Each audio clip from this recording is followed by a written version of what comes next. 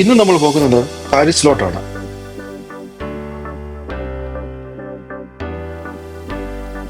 Hello everyone, welcome to Wandering Lens Travel Blog. ആംസ്റ്റർഡാമിൽ നിന്ന് Eurostar high speed train കയറി ഞങ്ങൾ പാരീസ് ഗാരെ ഡു നോർഡ് എന്ന വലിയ സ്റ്റേഷനിലാണ് ഇറങ്ങിയത്. ആംസ്റ്റർഡാമിൽ നിന്ന് പാരീസിലേക്ക് 3 മണിക്കൂർ 20 മിനിറ്റാണ് സമയം. ട്രെയിൻ 320 കിലോമീറ്റർ പെർ അവറിലാണ് പോകുന്നത്. ഈ സ്റ്റേഷൻ പാരീസിലെ ഏറ്റവും തിരക്കേറിയ പ്രശസ്തമായ ഒരു റെയിൽവേ ഹബ്ബാണ്. അവിടെ നിന്ന് ടാക്സിയിൽ ഞങ്ങൾ ഞങ്ങളുടെ എയർബിഎൻബിയിലേക്ക് പോയി.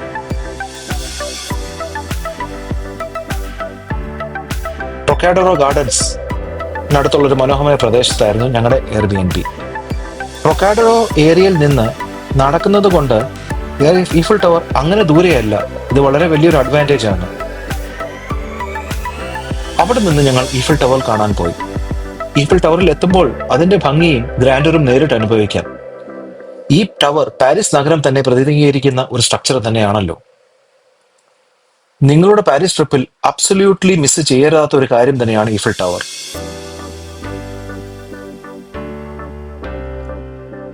തുടർന്ന് ഞങ്ങൾ ഒരു സെയിൻ റിവർ ക്രൂസ് എടുത്തു. നദിയിലൂടെ ആധുനികവും ചരിത്രവുമായ കെട്ടിടങ്ങൾ, വലിയ പാലങ്ങൾ, Louvre museum, Notre Dame, city lights all in one.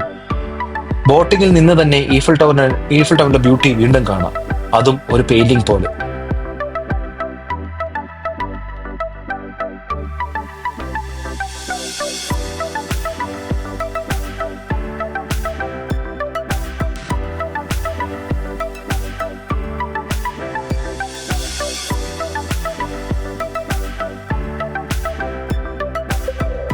പിന്നീട് ഞങ്ങൾ പോയത് പാരീസിന്റെ മറ്റൊരു പ്രതീകത്തിലേക്കാണ്, ആർക്ക് ഡെ ട്രയംഫ്.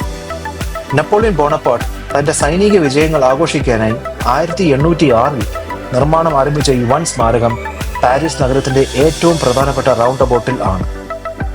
ആർക്ക് ഡെ ട്രയംഫിന്റെ മുകളിൽ നിന്ന് നോക്കിയാൽ പാരീസ് നഗരം മുഴുവൻ റേഡിയലായി തുറന്നു കിടക്കുന്നത് കാണാം. It's a breathtaking view.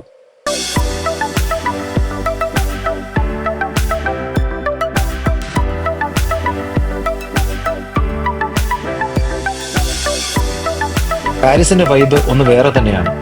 French കലയും ചരിത്രവും അതുല്യമായ ആർക്കിടെക്ചറും സ്ട്രീറ്റ് കഫേസും ഗാലറീസും ഒക്കെ ഒരു പുതിയ അനുഭവം. ആർക്ക് ഡെ ട്രയംഫിൽ നിന്ന് ഞങ്ങൾ തിരിച്ച് ഐഫിൾ ടവർ ഏരിയയിലേക്ക് വന്നു. രാത്രി 8 മണിക്ക് ശേഷം ഓരോ മണിക്കൂറിലും ഐഫിൾ ടവറിൽ ഒരു സ്പാർക്ലിംഗ് ലൈറ്റ് ഷോ നടക്കും. അത് വളരെ മെസ്മറൈസിംഗ് ആണ്. ഈ ടവർ ലൈറ്റുകൾ ഒരു പുത്തൻ രൂപം ധരിക്കുന്നു. പുതിയൊരു ഊർജവും പാരീസിന്റെ യഥാർത്ഥ റൊമാൻസും ഈ നിമിഷത്തിൽ തികച്ചും അനുഭവിക്കാൻ കഴിയും. നിങ്ങൾക്ക് ഈ വ്ലോഗ് ഇഷ്ടമായെങ്കിൽ ലൈക്ക്, കമന്റ്, സബ്സ്ക്രൈബ് ചെയ്യാൻ മറക്കരുത്. അടുത്ത പാരീസ് വിശേഷങ്ങളുമായി അടുത്ത വ്ലോഗിൽ കാണാം.